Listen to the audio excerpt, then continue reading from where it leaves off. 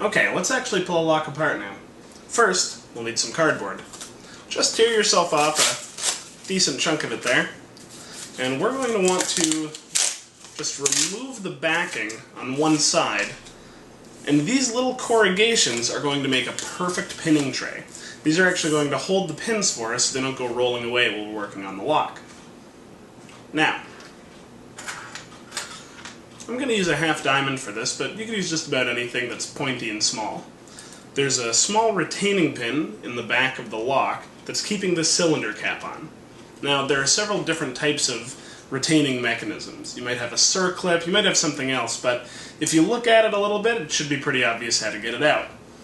Okay, so I'm just going to depress the retaining pin and unscrew the cylinder cap. Now, this long black piece here in the middle is the tail piece. This is what would actually connect to the latch or the bolt mechanism in the door. We don't need that since we're just practicing picking, so we get rid of it. I'm going to set the cap upside down right there, and I'm going to put the retaining pin and a little spring into there so I don't lose track of it. Now at this stage, the rest's very easy. I am going to use our handy dandy plug follower here and my key. With the cap off, just take your key. This part's actually important. Don't pull out immediately, but turn the housing of the lock 90 degrees. You want to turn the housing instead of this, so that all of the pins are facing up when you pass the plug follower through it. Now, carefully remove the key, and for the time being, I'm just going to set this right here, and the open bottom of the keyway is going to keep it from rolling on me. Now I'll also set this aside for the time being, because I want to talk about what we do if we don't have a key for our lock. Well, there's a really easy solution that you hopefully have laying around the house. This is the security tag out of a DVD. Just a small black piece of plastic, sometimes a white piece of plastic. You'll find them in DVDs, video games, some small electronics. I even found some in some curtains once, and somebody told me they found some stitched into a pair of pants. So anywhere you can find these, you'll find two perfect little shims. These are the two tiny pieces of metal inside the tag, and these are going to be a real lifesaver when you don't have a key available and you can't pick the lock. The shim is so thin that with the back off of the lock, we can actually just slide it right into place. Now, as we push down on this and lift up the pin that it's touching, it'll actually slide down, separating the key pin from the driver pin on the shear line and hold it in place.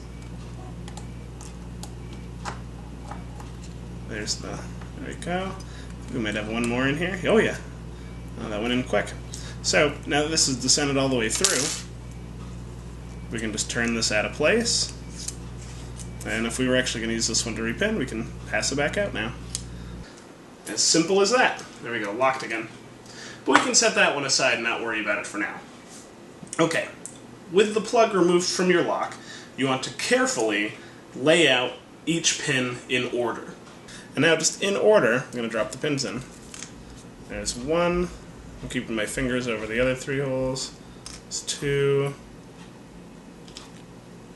3, 4, and 5.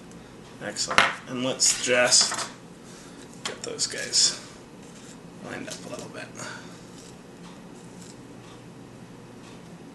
Okay, excellent. Now the next part is that we're going to take the plug follower out. We're going to do this carefully. Set our thumb right on here, and there's 1, 2, you can hear them, 3, 4, 5.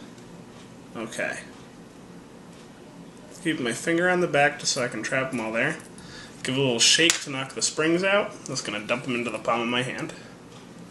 I will still grab my tweezers here and lay them out one per chamber. So there's our spring, spring, spring, spring, spring. And now driver pin, driver pin, driver pin, driver pin, and driver pin. So now they're all in order, so that if we want to reassemble it with all the same pieces, we can do that too. There we go. All of our springs, driver pins, and key pins are laid out in order. We have our plug, the housing of the lock, the cylinder cap, and the retaining pin and spring right in there. These are all of our pieces of the lock. Now we're going to change around some of these, and we'll have a whole new picking experience.